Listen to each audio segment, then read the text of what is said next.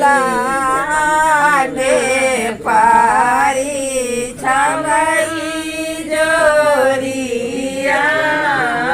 में तखन दूल्हा के पारी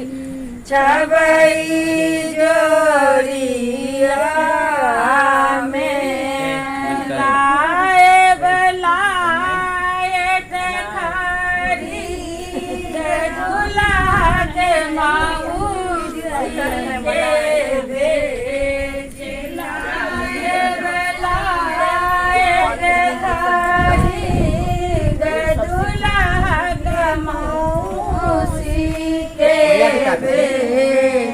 तखन पारी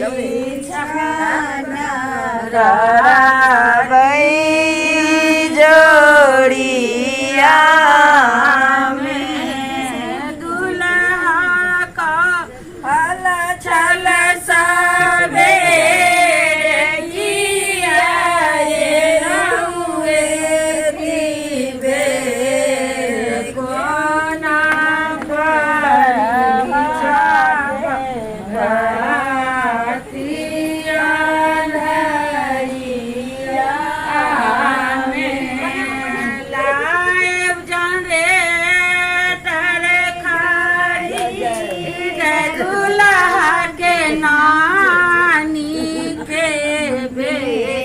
बड़का बड़का बात कहै छियै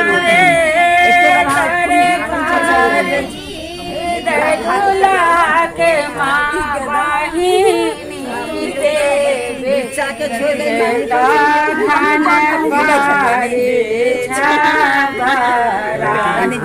जा सकते हैं, पता चली जाए।